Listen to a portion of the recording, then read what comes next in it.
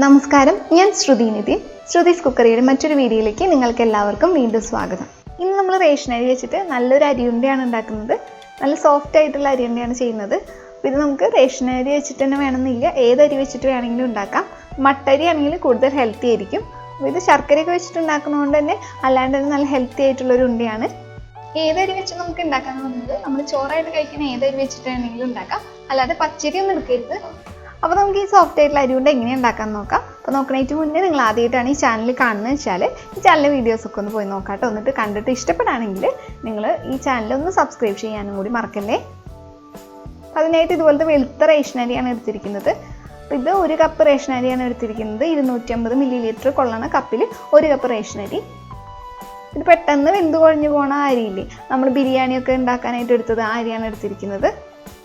അപ്പോൾ ഇത് ഇങ്ങനെ ഒരു ഗ്ലാസ്സിൽ ഒരു 1.25 ഗ്ലാസ്സാണ് കിട്ടിയിരിക്കുന്നത്. അപ്പോൾ കപ്പിൻ്റെ കണക്കാണ് ഞാൻ ഇനി പറയുന്നതല്ല. അപ്പോൾ ഒരു ഗ്ലാസ്സിൽ എത്ര ഉണ്ടാവുമെന്ന് നോക്കിയെന്ന് മാത്രം. ഇതൊരു 1.25 ഗ്ലാസ് ഉണ്ട്. അപ്പോൾ ഞാൻ ഇനി പറയുന്നതെല്ലാം കപ്പിൻ്റെ മെഷർമെൻറ്റിലാണ്. അപ്പോൾ ഈ അരിയിൽ ഇതുപോലെ കറുത്ത അരികളോ അല്ലെങ്കിൽ നെല്ലൊക്കെ ഉണ്ടാവാറുണ്ട്. അപ്പോൾ അതൊക്കെ ഉണ്ടെങ്കിൽ നമ്മളൊന്ന് എടുത്തു മാറ്റുക. ഇനി ഇത് നന്നായിട്ടൊന്ന് കഴുകിയെടുക്കണം. അപ്പോൾ അതിനായിട്ട് ഇതിലോട്ട് ആവശ്യത്തിന് വെള്ളം ഒഴിച്ചിട്ട് നന്നായിട്ട് ഇതിലെ വെള്ളമൊക്കെ നല്ല ക്ലിയർ ആവണ വരെ കഴുകിയെടുക്കാൻ പോവാണ്. അങ്ങനെ ഇത് നമ്മൾ നന്നായിട്ട് കഴുകിയെടുക്കണോടൊപ്പം തന്നെ ഇതിൻ്റെ മുകളിൽ ഇങ്ങനെ പൊന്തിക്കിടക്കണ ഈ പൊടികൾ അല്ലെങ്കിൽ പൊട്ടരികളൊക്കെ ഉണ്ടാവില്ലേ, അതൊക്കെ നമുക്ക് കളയാൻ പറ്റും. അങ്ങനെ നന്നായിട്ട് ഇത് കഴുകിയെടുത്ത ശേഷം ഈ അരിയിൽ വെള്ളം പോകാനായിട്ട് ഇതുപോലെ അരിപ്പയിലൊന്ന് വെച്ച് കൊടുക്കുക. ഇടയ്ക്കൊന്ന് തട്ടി കൊടുക്കുകയാണെങ്കിൽ ഇതിൽ വെള്ളം പോകാനായിട്ട് എളുപ്പമായിരിക്കും. എന്നിട്ട് ഒരു 6-7 മിനിറ്റ് കഴിഞ്ഞ ശേഷം ചൂടായ ചട്ടിയിലിട്ടിട്ട് ഇതൊന്ന് വറുത്തെടുക്കണം. കഴുകിയിട്ട് നമ്മൾ അരിപ്പയിലാക്കണ സമയത്ത് തന്നെ അടിയിൽ കല്ലൊക്കെ എന്തെങ്കിലും ഉണ്ടെങ്കിൽ അവിടെ തന്നെ ഉണ്ടാവും. അപ്പോൾ അത് എടുത്ത് കളയാൻ നമുക്ക് എളുപ്പമായിരിക്കും. അപ്പോൾ എനിക്ക് അങ്ങനെ 1-2 കല്ലുകൾ കിട്ടി. അപ്പോൾ ആ അടിഭാഗത്തായിട്ട് എന്തെങ്കിലും കല്ലുണ്ടെങ്കിൽ ആ സമയത്ത് തന്നെ എടുത്ത് കളയാം. അപ്പോൾ ഈ സമയത്ത് ഇതിൽ വെള്ളം നനവ് പോണ വരെ ഹൈ ഫ്ലെയിമിൽ ഇട്ടിട്ടാണ് വറുക്കേണ്ടത്. അപ്പോൾ ഇങ്ങനെ അരി വറുത്തെടുക്കുന്നത് മാത്രമാണ് ഇതിൽ കുറച്ച് നേരം പിടിക്കണ ഒരു കാര്യം എന്ന് പറയുന്നത്. ബാക്കിയെല്ലാം നമുക്ക് പെട്ടെന്ന് തന്നെ ചെയ്തെടുക്കാൻ പറ്റും. അപ്പോൾ നമ്മളിത് ഇളക്കി കൊടുക്കാതെ ഇരിക്കരുത്. അപ്പോൾ ഇളക്കി കൊടുക്കാതെ ഇരുന്നാൽ ചിലത് മാത്രം കളർ മാറിയും പൊട്ടുമൊക്കെ ചെയ്യും. അപ്പോൾ എല്ലാം നമുക്ക് ഒരേപോലെ തന്നെ ചൂട് തട്ടിയിട്ട് പൊട്ടി വരണം. അപ്പോൾ അതിനായിട്ട് ഇത് ഇളക്കി കൊടുത്തുകൊണ്ട് തന്നെ ഇരിക്കണം. അങ്ങനെ ഇളക്കിക്കൊണ്ടിരുന്നിട്ട് ഒരു 4-5 മിനിറ്റ് കഴിയുമ്പോൾ ഇതിൽ വെള്ളം നനവൊക്കെ ഒരു ഇതൊക്കെ ഒന്ന് മാറിയിട്ടുണ്ടായിരിക്കും. ആ സമയത്ത് ഇതുപോലെ ഇങ്ങനെ ഇത് പൊട്ടാൻ തുടങ്ങിയിട്ടുണ്ടായിരിക്കും. അപ്പം അങ്ങനെ അരി നന്നായിട്ട് പൊട്ടാൻ തുടങ്ങുന്ന സമയത്ത് ഞാനതൊരു മീഡിയം ഫ്ലെയിമിലേക്ക് ആക്കുന്നുണ്ട്. എന്നിട്ടാണ് ഇത് നന്നായിട്ട് ഇളക്കിയെടുക്കുന്നത്. ഇനി ഇതിൻ്റെ കളർ മാറുന്ന വരെ നമുക്കൊന്ന് ഇളക്കണം. അതായത് ഈ അരിയൊക്കെ നന്നായിട്ട് പൊട്ടിത്തീരുന്ന വരെ നമുക്ക് ഇളക്കിയെടുക്കണം. അങ്ങനെ മീഡിയം ഫ്ലെയിമിൽ വെച്ചിട്ട് അരി നന്നായിട്ട് ഇളക്കിക്കൊണ്ടിരിക്കുക. അപ്പം അരി എല്ലാം പൊട്ടിത്തീരുമ്പോൾ ഇപ്പോൾ കണ്ടില്ല, അരിയൊന്നും പൊട്ടണില്ല. അപ്പം അങ്ങനെ അരി പൊട്ടണ ശബ്ദമൊക്കെ നിൽക്കുന്ന സമയത്ത് നമുക്ക് ലോ ഫ്ലെയിമിൽ വെച്ചിട്ട് 1 മിനിറ്റും കൂടി ഒന്ന് നന്നായിട്ട് ഇളക്കി കൊടുക്കാം. അതിനുശേഷം ഫ്ലെയിം ഓഫ് ചെയ്യാം. അപ്പോൾ ഈ ഒരു കളറിലാണ് അപ്പോൾ നമുക്ക് ഇരിക്കുന്നുണ്ടാവുക. എനിക്കിത് മൊത്തം എടുത്ത സമയം 20 മിനിറ്റാണ്. നമ്മൾ അരി ഇട്ടിട്ട് ഇങ്ങനെ കളർ മാറി അരിയൊക്കെ പൊട്ടി തീരാനായിട്ട് ഒരു 20 മിനിറ്റാണ് എനിക്കെടുത്തത്. നിങ്ങൾക്ക് ചിലപ്പോൾ സമയത്തിൽ അങ്ങോട്ടും ഇങ്ങോട്ടൊക്കെ വ്യത്യാസം വരാം. ഫ്ലെയിം ഓഫാക്കി കൊടുത്തു കഴിഞ്ഞാൽ നമ്മളിത് തണുക്കാനായിട്ടൊന്ന് മാറ്റി വയ്ക്കുക. അപ്പോൾ ഈ സമയത്ത് നമ്മളിത് കഴിച്ചു നോക്കുമ്പോൾ നല്ല കറുമുറാന്നിരിക്കണം. അപ്പോൾ ഇത് കടിക്കുമ്പോൾ ഉണ്ടാവുന്ന ശബ്ദം ഞാൻ ഒന്ന് കേൾപ്പിച്ച് തരാം. അപ്പോൾ അതുപോലെയാണ് നമുക്ക് ഉണ്ടാവേണ്ടത്. അപ്പോൾ അങ്ങനെ അരി വറുത്തത് ചൂടാറായിട്ട് മാറ്റി വെച്ച സമയത്ത് തന്നെ ആ ചീനച്ചട്ടിയിൽ നമുക്ക് ഒരു 2 ടീസ്പൂൺ നെയ്യ് ഒഴിച്ചു കൊടുക്കാം.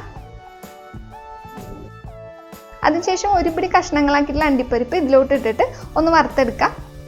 അപ്പോൾ ഈ സ്റ്റെപ്പ് നിങ്ങൾക്ക് വേണ്ടാന്ന് വെച്ചാൽ ഒഴിവാക്കാം. അണ്ടിപ്പരിപ്പ് നിങ്ങളുടെ കയ്യിലില്ല, നിങ്ങൾക്ക് ഇഷ്ടമല്ല, നെയ്യുടെ മണമൊന്നും ഇഷ്ടമല്ല എന്നുണ്ടെങ്കിൽ ഇത് ഒഴിവാക്കാം. ചെയ്തില്ലെങ്കിലും കുഴപ്പമൊന്നുമില്ല. ചെയ്താൽ ഒന്നും കൂടി നല്ല ടേസ്റ്റ് ആവുമെന്ന് മാത്രം. വേണമെന്ന് വെച്ചാൽ നിങ്ങൾക്ക് ഈ നെയ്യ് ഒഴിക്കാതെ തന്നെ അണ്ടിപ്പരിപ്പ് വറുത്തെടുത്താലും മതി. അണ്ടിപ്പരിപ്പ് വറുത്തിട്ട് ഈ ഒരു കളറാവുമ്പോൾ നമുക്ക് ഫ്ലെയിം ഓഫ് ചെയ്യാം. എന്നിട്ട് ഇതൊന്ന് മാറ്റി വയ്ക്കാം. അപ്പോൾ ഈ സമയം കൊണ്ട് തന്നെ നമ്മൾ വറുത്ത് വെച്ചിട്ടുള്ള അരി ഒരു വിധമൊക്കെ ചൂടാറിയിട്ടുണ്ടാവും. അപ്പോൾ ഇതിലോട്ട് ഒരു 3-4 ഏലക്കായും കൂടി ചേർത്ത് കൊടുത്തിട്ട് അതൊരു നല്ല ഫ്ലേവറിന് വേണ്ടിയിട്ടാണ്. അതും കൂടി ഒന്ന് ചേർത്ത് കൊടുത്തിട്ട് നന്നായിട്ടൊന്ന് ഇത് പൊടിച്ചെടുത്തിട്ട് കൊണ്ടുവരാം. അങ്ങനെ നമ്മൾ വറുത്ത് വെച്ചിട്ടുള്ള അരിയൊക്കെ ഈ ഒരു രീതിയിൽ നന്നായിട്ട് പൊടിച്ചെടുത്ത് കൊണ്ടിട്ടുണ്ട്. ചെറിയൊരു തരിയോട് കൂടിയിട്ടാണ് പൊടിച്ചെടുത്തിരിക്കുന്നത്. ഈ പൊടിച്ച് വെച്ച കൂട്ടൊക്കെ നമുക്ക് വേറൊരു ബൗളിലോട്ടൊന്ന് ഇട്ട് കൊടുക്കാം. അതിനുശേഷം നമ്മൾ വറുത്ത് വെച്ചിട്ടുള്ള അണ്ടിപ്പരിപ്പും ആ നെയ്യും കൂടിയിട്ട് അതിൻ്റെ മുകളിലോട്ടൊന്ന് ചേർത്ത് കൊടുക്കാം. അപ്പോൾ നെയ്യ് താല്പര്യമില്ലാത്തവരാണെങ്കിൽ ഞാൻ നേരത്തെ പറഞ്ഞു, ഇത് നെയ്യില്ലാണ്ട് അണ്ടിപ്പരിപ്പൊന്ന് വറുത്തെടുത്താൽ മതി. ഇനി ആ മിക്സിയുടെ ജാറിലോട്ട് തന്നെ ഒരു 3/4 കപ്പ് ശർക്കര ഗ്രേറ്റ് ചെയ്ത് വെച്ചതോ അല്ലെങ്കിൽ പൊടി ശർക്കര നിങ്ങളുടെ കയ്യിലുണ്ടെങ്കിൽ അതായാലും ഒന്ന് ചേർത്ത് കൊടുത്താൽ മതി. നിങ്ങളുടെ കയ്യിൽ വെല്ലമാണ് ഉള്ളതെങ്കിൽ അതൊന്ന് ചതച്ചിട്ട് ഒരു 1/4 കപ്പോളം എടുത്തിട്ട് അത് ചേർത്ത് കൊടുക്കുക. നിങ്ങൾ ചതച്ചിട്ടോ അല്ലെങ്കിൽ ഗ്രേറ്റ് ചെയ്തിട്ടോ ഒരു 1/4 കപ്പ് ശർക്കര ഇങ്ങനെ എടുക്കുമ്പോൾ കല്ലില്ലാത്ത ശർക്കര വേണ്ടോ ഇങ്ങനെ എടുക്കാനായിട്ട്. അതല്ല കല്ലും കരടൊക്കെ ഉള്ള ശർക്കരയാണെങ്കിൽ നിങ്ങൾ അതൊന്ന് ഉരുക്കിയതിന് ശേഷം അരിച്ചിട്ട് വേണം ചേർക്കാനായിട്ട്. അതിനുശേഷം ഒരു 1.5 കപ്പോളം ചിരകിയിട്ടുള്ള തേങ്ങയും കൂടി ചേർത്ത് കൊടുക്കണം. അപ്പം ഞാൻ എല്ലാം കപ്പിൻ്റെ അളവിലാണ് പറയുന്നത്. ഇതെല്ലാം കൂടി നന്നായിട്ടൊന്ന് അടിച്ചെടുക്കുക. അടിച്ചെടുക്കുമ്പോൾ ഇതുപോലെ ശർക്കരയും തേങ്ങയൊക്കെ നന്നായിട്ട് നനഞ്ഞ് കിട്ടുന്ന രീതിയിൽ വേണം നമ്മൾ അടിച്ചെടുക്കാനായിട്ട്.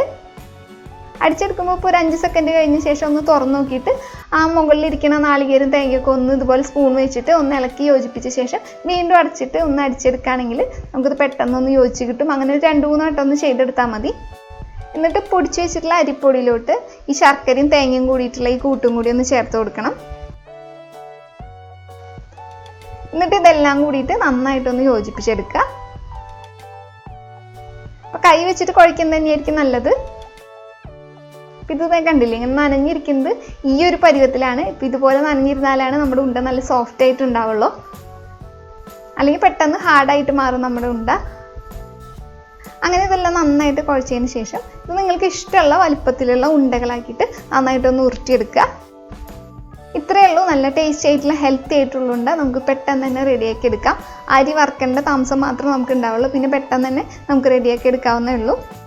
പിന്നെ ഈ അരിയുണ്ട ഒരു പ്രത്യേകത എന്ന് വെച്ച് കഴിഞ്ഞാൽ ഇത് ഇരിക്കും തോറും കുറച്ചൊന്ന് ഹാർഡായിട്ട് വരും. അപ്പം നമ്മൾ ഉണ്ടാക്കിയിട്ട് അന്ന് തന്നെ കഴിക്കുന്നതായിരിക്കും കൂടുതൽ ടേസ്റ്റ്. പിന്നെ നമ്മുടെ ഈ തേങ്ങ നമ്മൾ പച്ച തേങ്ങ ചേർക്കണോണ്ട് തന്നെ അധികം ദിവസം ഇരിക്കില്ല താനും. അപ്പോൾ ഇത് ഇതുപോലെ തന്നെ ഉണ്ടാക്കി കഴിഞ്ഞാൽ അധികം ദിവസം വെക്കാനും ഉണ്ടാവില്ല. എന്തായാലും തീർച്ചയായിട്ടും എല്ലാവർക്കും ഇഷ്ടപ്പെടുന്നു വിചാരിക്കുന്നു. അപ്പോൾ നിങ്ങൾ ഉണ്ടാക്കി നോക്കിയിട്ട് ഇഷ്ടപ്പെടുകയാണെങ്കിൽ വീഡിയോയ്ക്ക് ലൈക്ക് ചെയ്യാനും ഇത് മറ്റുള്ളവർക്കായിട്ട് ഷെയർ ചെയ്യാനും മറക്കല്ലേ കേട്ടോ. അപ്പോൾ നിങ്ങൾ ഇതുവരെ ഈ ചാനൽ സബ്സ്ക്രൈബ് ചെയ്തിട്ടില്ലെങ്കിൽ നിങ്ങൾക്ക് വീഡിയോ ഒക്കെ കണ്ടു നോക്കിയിട്ട് ഇഷ്ടപ്പെടുകയാണെങ്കിൽ ആ റെഡ് സബ്സ്ക്രൈബ് ബട്ടൺ ഒന്ന് ക്ലിക്ക് ചെയ്യുക. അതോടൊപ്പം തന്നെ ഒരു ബെല്ലൈക്കണും കൂടി ഉണ്ടാവും. അപ്പോൾ അതും കൂടി ക്ലിക്ക് ചെയ്യുമ്പോൾ ഒരു 3 ഓപ്ഷൻ വരും. അതിൽ ഓൾ എന്ന ഓപ്ഷൻ സെലക്ട് ചെയ്യണം. എങ്കിൽ മാത്രമാണ് ഞാനിടുന്ന എല്ലാ വീഡിയോസിൻ്റെയും നോട്ടിഫിക്കേഷൻ നിങ്ങൾക്ക് കിട്ടുള്ളൂ. അപ്പോൾ നിങ്ങൾക്ക് ഇതുപോലെ താല്പര്യമുള്ള വീഡിയോസൊക്കെ ആണെങ്കിൽ അതൊന്ന് ക്ലിക്ക് ചെയ്തിട്ട് കാണാൻ എളുപ്പമായിരിക്കും അത്. അപ്പോൾ ഇതുപോലെയുള്ള നല്ല നല്ല റെസിപ്പികളുമായിട്ട് നമുക്ക് വീണ്ടും കാണാം. അപ്പോൾ നിങ്ങൾ ഇതുവരെ തന്ന സ്നേഹത്തിനും സപ്പോർട്ടിനൊക്കെ ഒരുപാട് നന്ദി. കാരണം എന്താണെന്ന് വെച്ച് കഴിഞ്ഞാൽ ഒരുപാട് പേരുടെ കമൻറ്റ്സ് നമുക്ക് പോസിറ്റീവ് എനർജിയാണ് തരുന്നത്. അപ്പോൾ വീണ്ടും നല്ല നല്ല റെസിപ്പീസ് ഉണ്ടാക്കാനായിട്ട് അതൊരു പ്രചോദനമാണ്. അപ്പോൾ നിങ്ങളുടെ സ്നേഹത്തിനും സപ്പോർട്ടിനൊക്കെ ഒരിക്കൽ കൂടി നന്ദി പറഞ്ഞുകൊണ്ട് വീണ്ടും കാണുന്നതുവരെ നിങ്ങളെല്ലാവരും നല്ല ഭക്ഷണമൊക്കെ കഴിച്ച് സന്തോഷമായിട്ടും ഹെൽത്തി ആയിട്ടും ഇരിക്കുക. അപ്പോൾ വീണ്ടും കാണുന്നവരെ ബൈ.